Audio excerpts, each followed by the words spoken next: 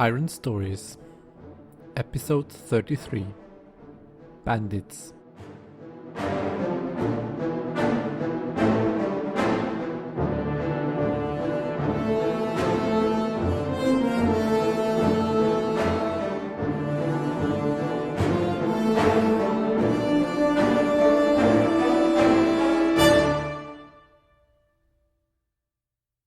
Welcome back to another episode of Iron Stories. Last, where we have left off, Jebran and Katania traveled to Whitewood and saw it ransacked, pillaged, and half destroyed. There were some bandits that did this, and they tried to find them, to follow their footsteps in order to fulfill a vow that they have promised to the people of the village to find at least some supplies that they have stolen to make it through the winter or through the harder times where they don't have any harvest. So they went out. They found as well a companion or a helper in Smeder that accompanied them. He has keeping track of the bandits as they left the village and made camp in the vicinity, and so they traveled there in the darkness of the night, and so they found them, and they tried, unfortunately a little bit not with great success. They failed at the scene challenge that I set up for them quite miserably, and they ended up starting to fight them, and where we have left them off is that everybody had striken. They used up their limited surprise that they had in the darkness where they were to jump out of the darkness. They used their limited surprise to make the first strike. Katania was able to kill one of them. There are 9 or 8 left of the bandits, and now all of them are in the middle of this fight. There is no more surprise. Everybody sees where they are. So that's where we have left off, and but where we continue. So everybody has lost their initiative. The initiative is at the bandits, so they always have to strike a bit from behind. What I also did, I started to keep track of the misses. So there is a feature, or there is an extension in the Ironsworn rules, which came with Ironsworn Delve, I think, which is a failure track. So every time there is a character does a miss, he or she can make a tick on that track. So it fills up very, very slowly. It's similar to like an epic track, so where you have only like 1 out of 4 ticks every time you have a miss. But it allows them to. That's basically a way to say that something, to learn from mistakes, to learn from the experience, basically, a bit. So I started to track that. So, and I did some retroactive thingamajig after this fight, as well as some stuff before. It doesn't change that much. So Jebran has 1 tick in the failure track, and Katania has 2 ticks. She failed with something before. I don't remember completely, but yeah, just to keep track out of that. So, but back to the action. We are in the fight, and as I said, so I think Jebran was stepped out of the shadows directly into the camp proper, just because he saw that because there was a bandit that did go out to take a piss. But Katania was not able to use that momentum or that surprise to kill it offhand. So they got alerted. So Jebran stepped in order to keep them safe. As he just stepped up into the camp directly. There's like a small fire they made there, and they were just sitting around that fire basically, with a cart with some of the supplies on it. But now, of course, he's just in the middle out of there, and he's probably facing the brunt of the thing. Katania was then coming from her more or less concealed position as well. Did leap to the guy that was fleeing back to the camp, stroke him down. So that's where we had the one kill, so to speak. But she's maybe halfway there to the camp. She's not already proper in the camp, but she's close by, because she moved in. They're all more or less like melee fighters. Smeeder kept back. He is the ranged fighter. I would say he's probably more or less just an average guy. I didn't prepare a character sheet specifically for him. I'm going to say, I think last time around I made I don't know if it was I think it was a +2 edge on him. And I would say that everything else is a 0 with him. He has 2 edge. He's a hunter, so he's probably trained somewhat in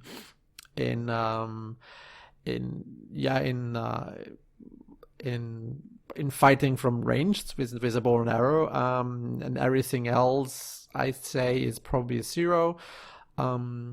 Maybe Witsy as a 1. I mean, he's a hunter, so he can at least see like track everything. I don't think it doesn't change much things here when it comes to fighting with the wits, but we will see.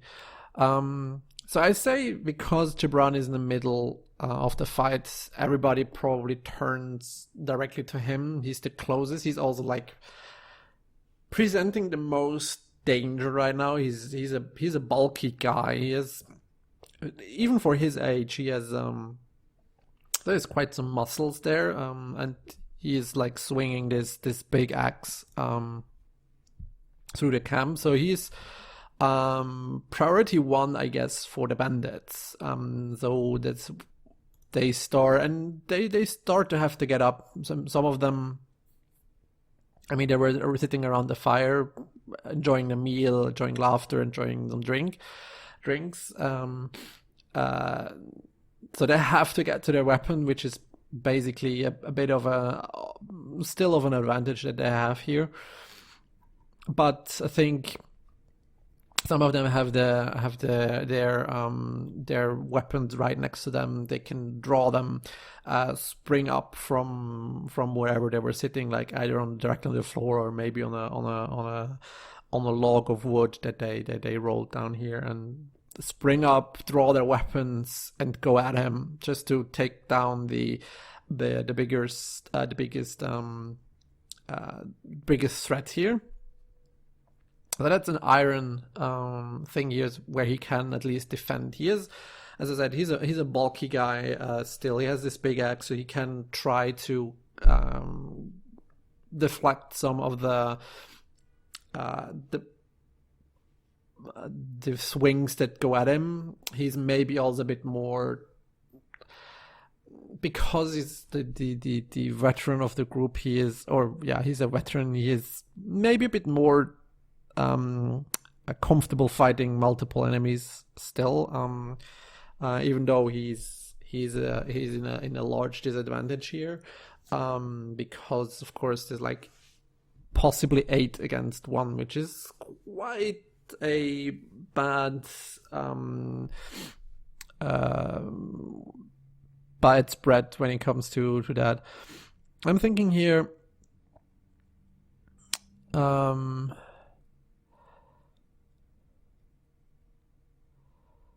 so I have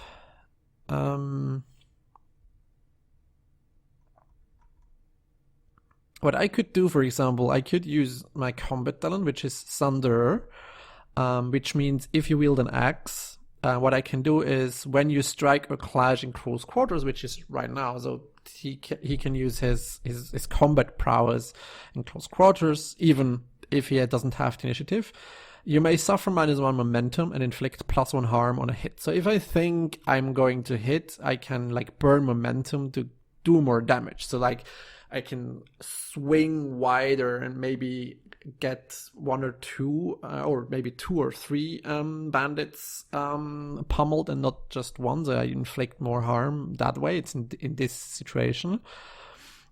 And I also have the path, which is Veteran, which means when you burn momentum to improve your result in combat, which this would be technically, envision how your hard-won fighting experience gives you the upper hand. Then take +1 momentum after you reset, and add +1 when you make your next move. Once per fight, when you burn momentum. Okay, no. Once per fight, you also take the initiative when burning momentum to improve or miss. Okay. So what I can do, which of course is a bit against that. So either when for example, let's say I roll here badly, but I can burn momentum to increase my chances to let's say at least a hit. I could get the initiative back. When I do a miss for a big hit. Okay, so it's maybe a bit too specific. I guess I'm doing Thunder. I guess it's as I said, with his bulky presence, he tries to like swing wide just to get maybe 2 bandits with 1 hit, and just because he's just that big guy with that big axe, and they just have their tiny, they just have their short swords or maybe even just daggers to defend themselves, and they're weakly armored. I mean, the bandits, they tend to be more on the quicker side, more on the shadowy side maybe. So I guess I burn 1 momentum here, so I go down to 4 instead of 5,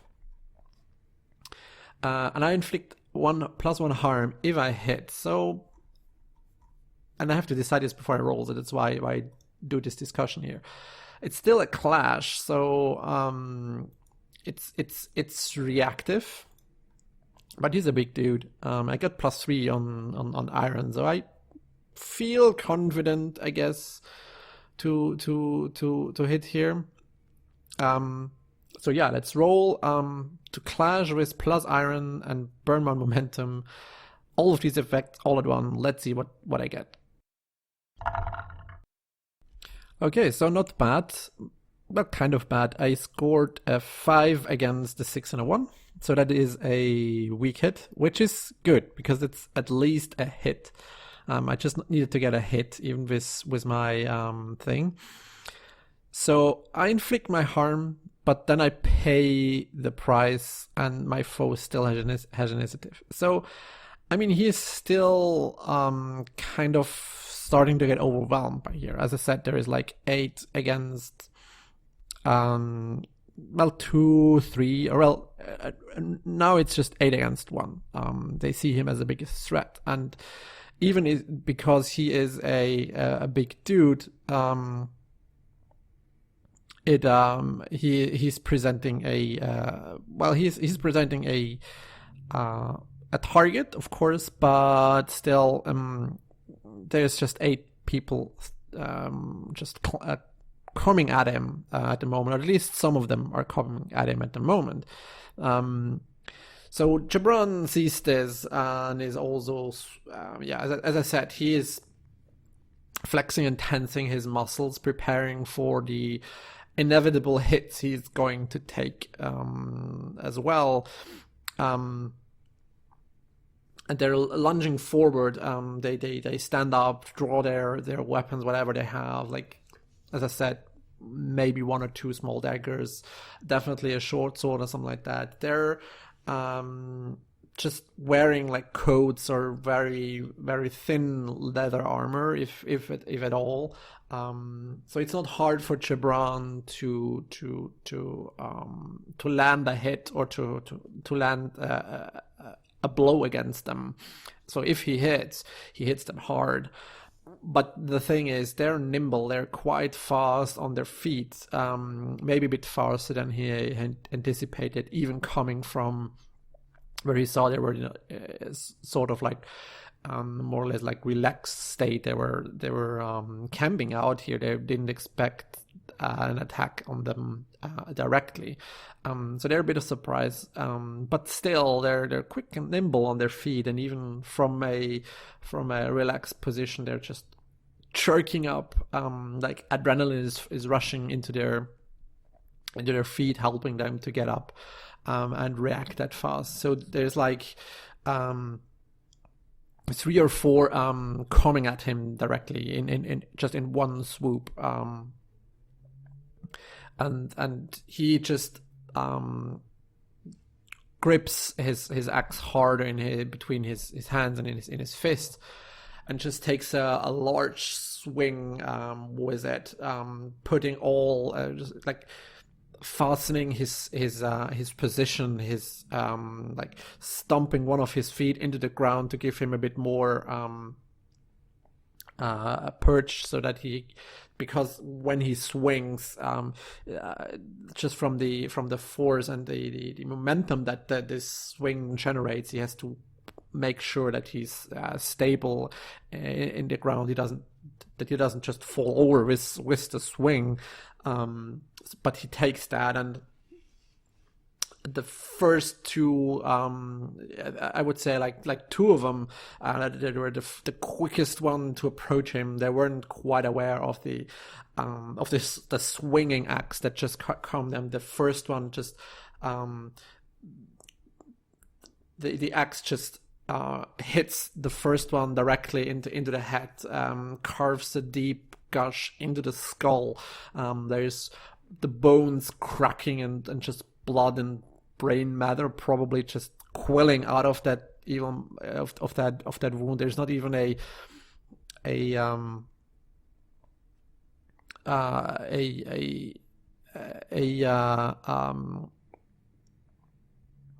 isn't even a scream from that guy. The guy was just not able to scream anymore. It just happened so quickly, and with the run force is that the axe and the guy that's hanging on the axe with half of his skull attached to the axe,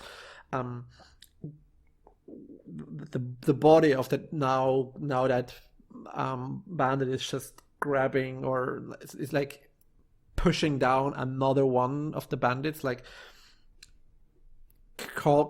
catching him as he's flowing, or in the swing, catching another bandit and throwing him onto the ground as well.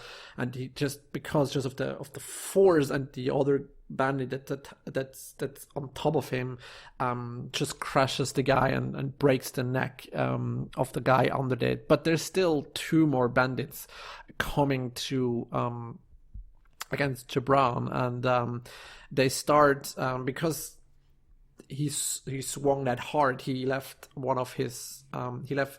himself open to a counterattack. Yes, he managed to like kill 2 of them, but there's 2 more that start wailing at him and striking at him. There's some of it can be, or is caught by his armor, by his even thick coats that he has on, but some of them strike into his flesh, and blood begins to spill from some of the cuts that they start to be able to inflict him.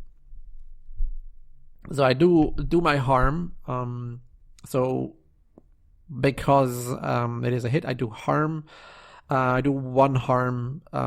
Normally, I do 1 harm more because it's a deadly weapon. I guess crushing somebody's head in with an axe is probably considered deadly. And then there is another one because of my Sunderer talent, or my Sunderer combat talent that I activated, so to speak. So I'm now 5 marks in to my formidable bandits, which is good, but I still don't have initiative. So because it was a first strike, but he has to like dislodge his axe again, and there's two already at him that can in between that just strike him. And because he did a weak hit, I still have to pay the price, which still means I get attacked here. And yeah, that's still I guess at this point it's just enduring harm. There's nothing, probably nothing else that can hear. They just strike at him. They want to get him just down as quickly as possible.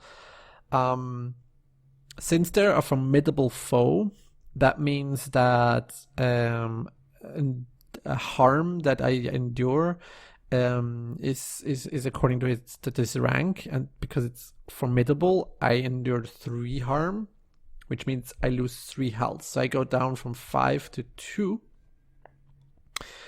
And now I have to roll on the endure harm, because I faced physical damage. I suffer minus health equal to your foe's rank or as appropriate to the situation. Yeah, which is, I could say maybe it's just 2 because there's 2 guys hitting me.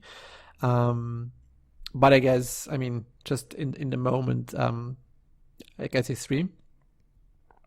If your health is 0, suffer minus momentum equal to any remaining minus health, which I don't. I still am at +2, so that's okay. Then I rolled plus health or plus iron, whichever is higher. At this point, because I'm down to 2 health, iron is higher with my +3. So I can roll now on endure harm against iron. Oh, that's a miss. A 6 against a 9 and a 6, which is not that great. So yeah, there is like these 2 bandits. They started. The first one just swings with his short sword, and it just bashes against some of his leather armor, so it doesn't inflict any wounds, but there's just a jolt where the blade, or the blunt of the blade, has hit him, and his Jebran is just shaking that off. But then there is the other guy just moving quickly around him, quickly into his backside, and he can feel suddenly a much more piercing, more piercing pain that's coming from around his back, where the one of the bandits just pushed a dagger into his back, maybe somewhere in the kidney. So he found like a small opening in the armor that may have been seen better days. There was some fights already, and yeah,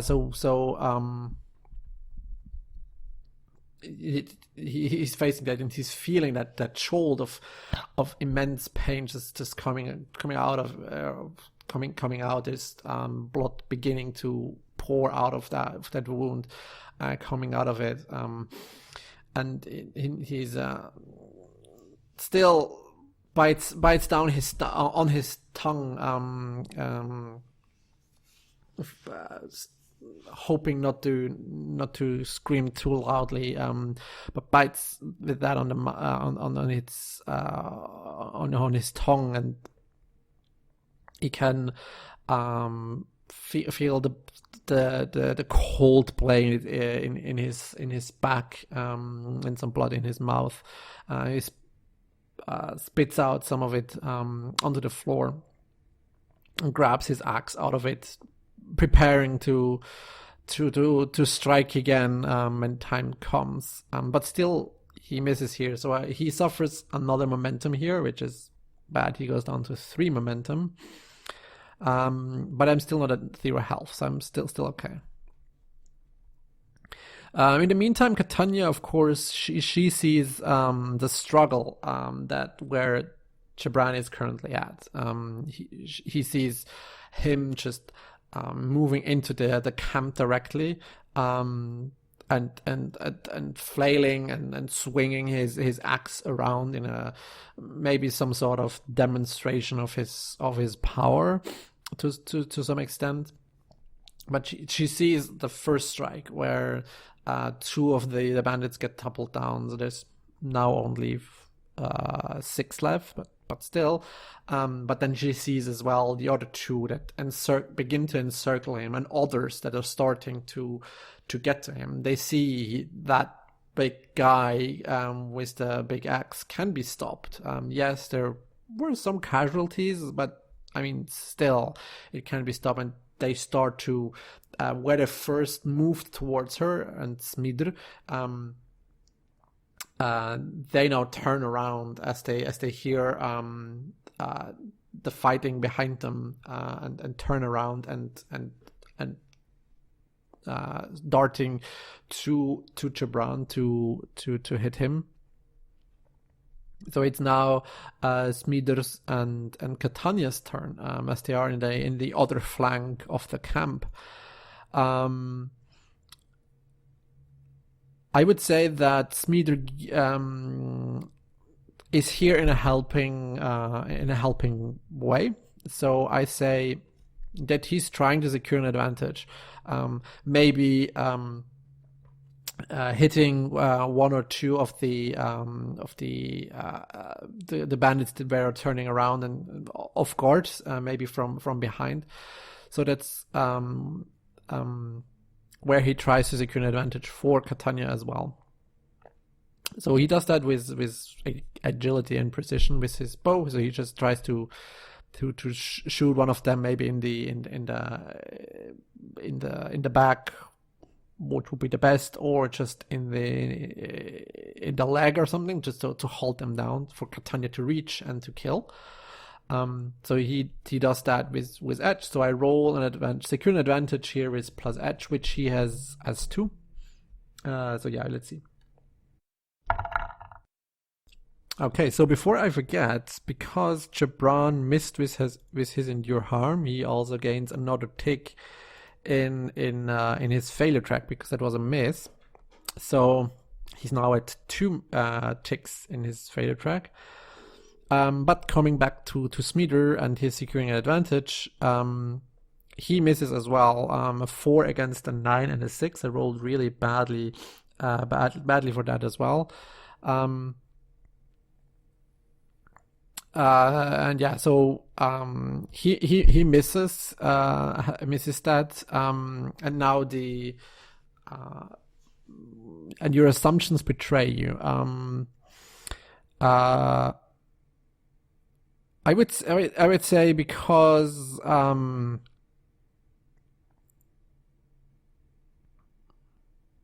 so maybe one of the guys has maybe also a bow, sees that Smidr is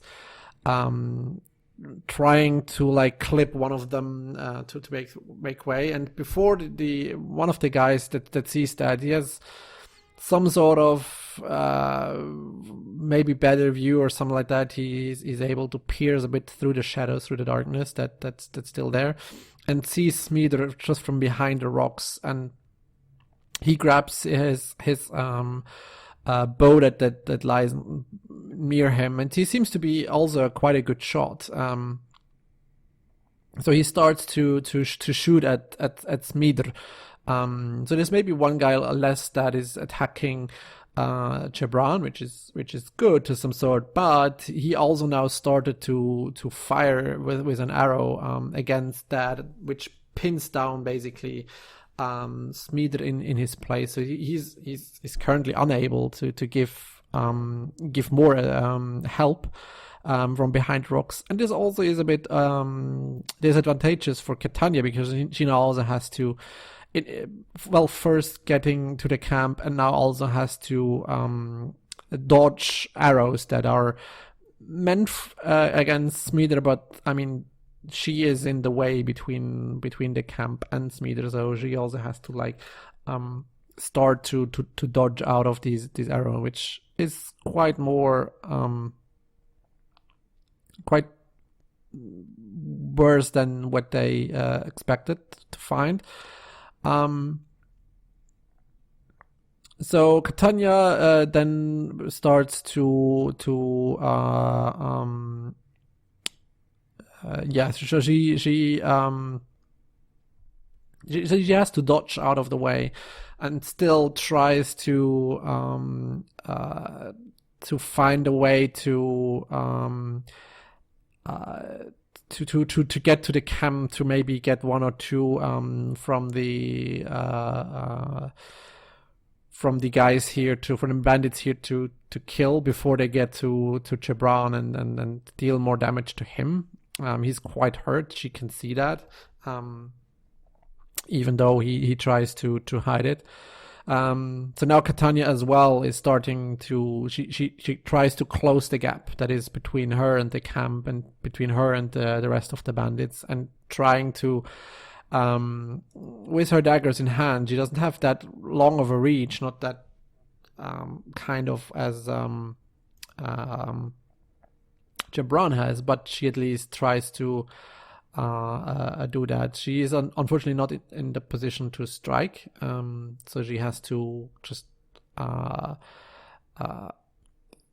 she just has to do that normally, and she doesn't have to prepare. She doesn't have the time to prepare her keen. So she just attacks here normally with a clash. She still would deal 2 harm, which is not that bad, but again, she's a bit on a disadvantage here. So she rolls clash with plus iron. Nice, it gets better and better here. So this time around, Katania has a strong hit. So yes, there are like arrows coming against them. They're missing her. But they're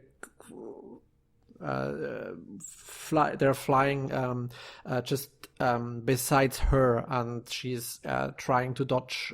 She's trying and quite able to dodge away from them. She has to make sure that even though they're missing her at the moment, that she's not just running into them and, quite frankly, doing harm for her in that place.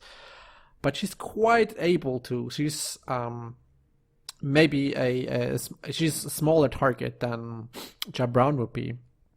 And thus she has the same nimbleness and the same quickness as the bandits themselves do, because she, in a way, is acting is acting in a similar way. She just has a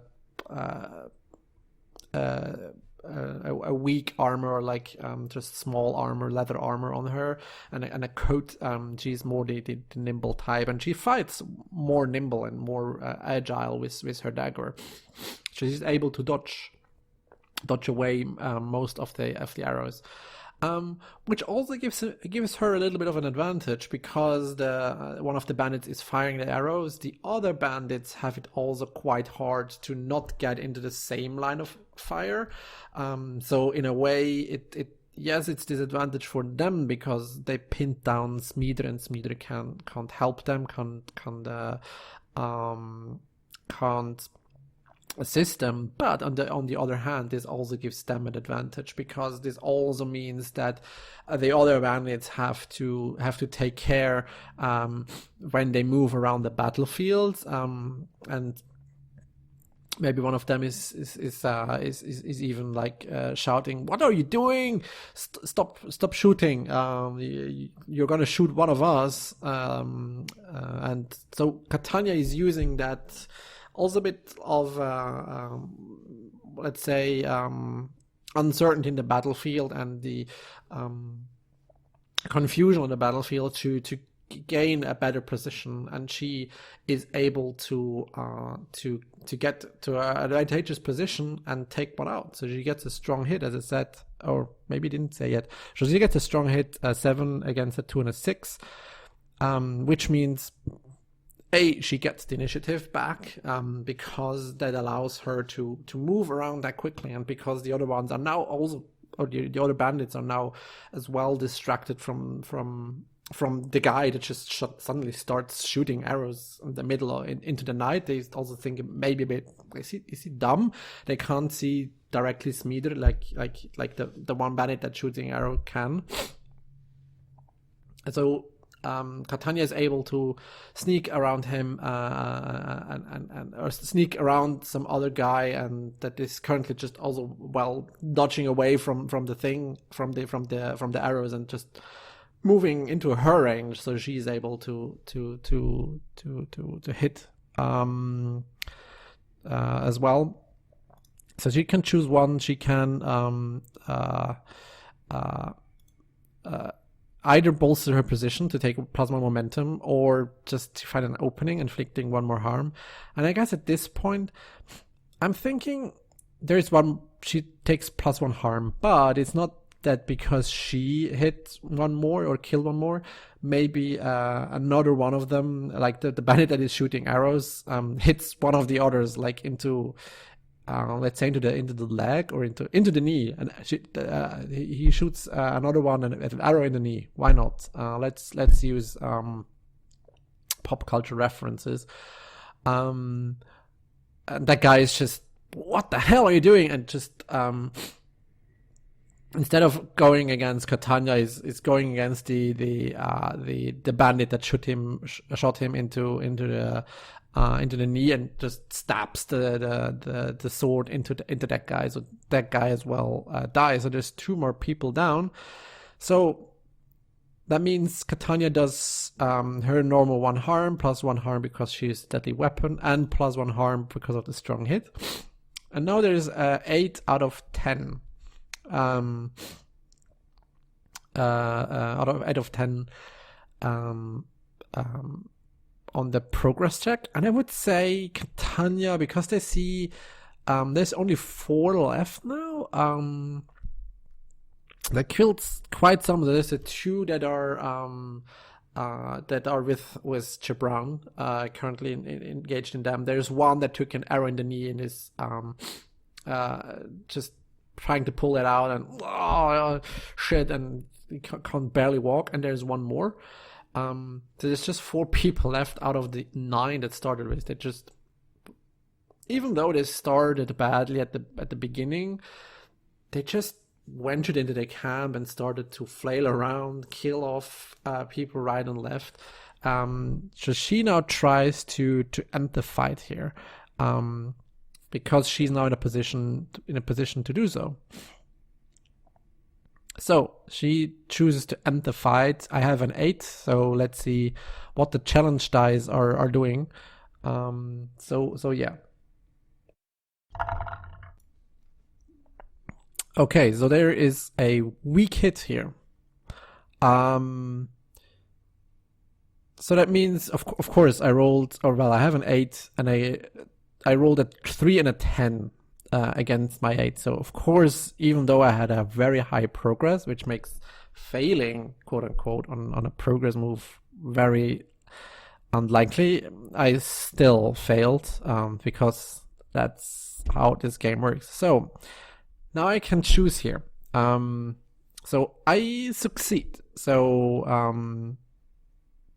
I mean, it makes sense. Most of them are, one is heavily injured. He took an arrow in the knee.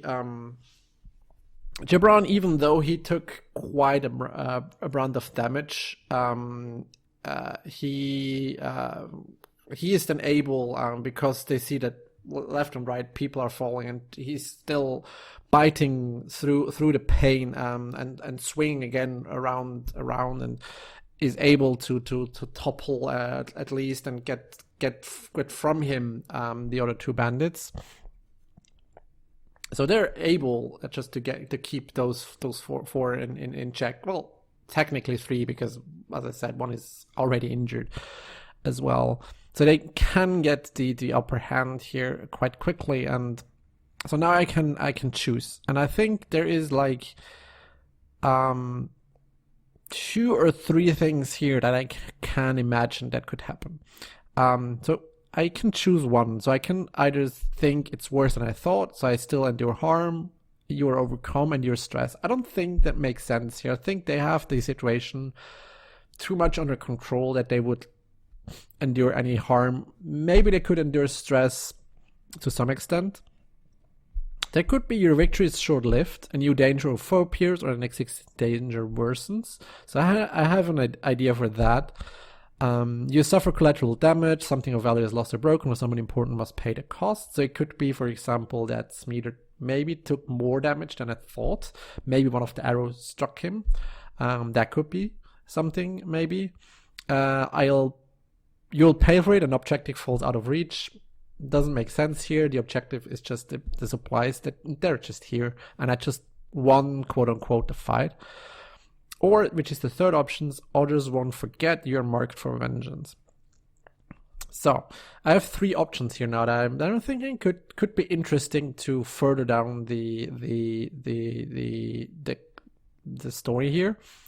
So let's say I could, because I have 3 options here, I don't have a 50-50 option, which is something, well, actually quite unnerving. I would say I can create like 3 ranges here. So like from 1 to 34 is so I roll a D100, and if I roll a 1 between a 1 and 34, I imagine that the victory is short-lived. Between 35 and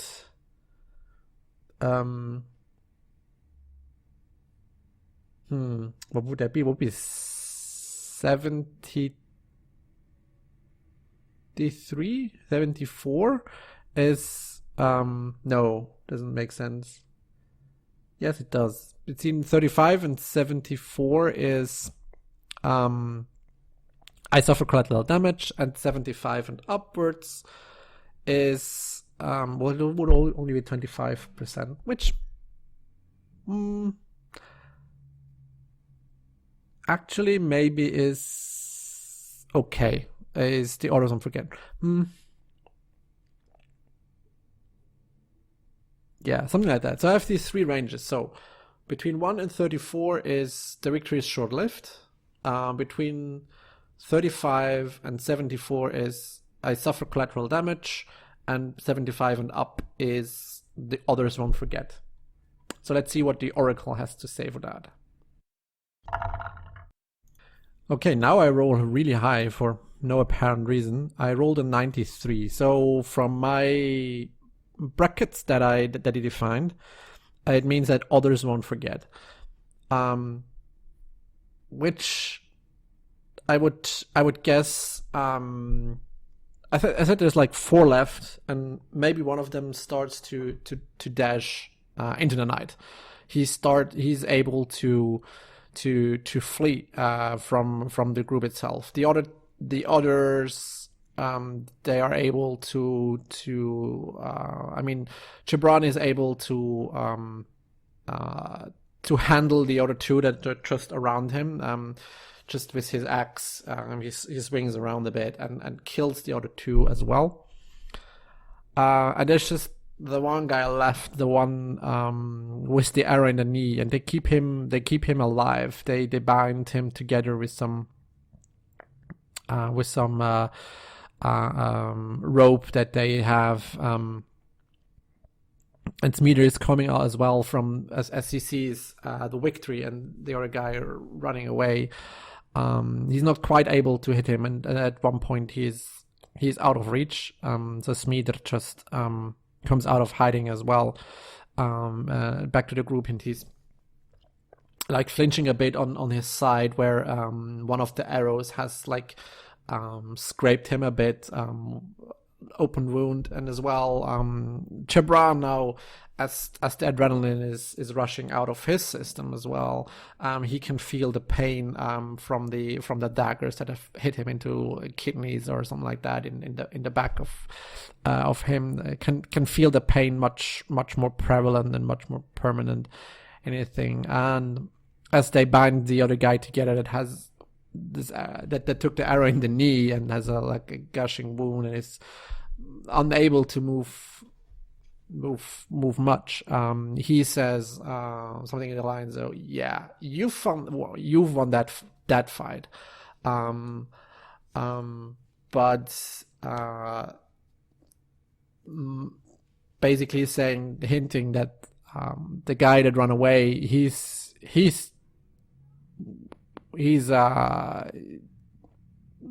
running back to the others, and we will strike again, and strike much harder than we did. Whitewood is doomed. You have no chance. Once we strike hard. You have doomed the whole village with your actions done today.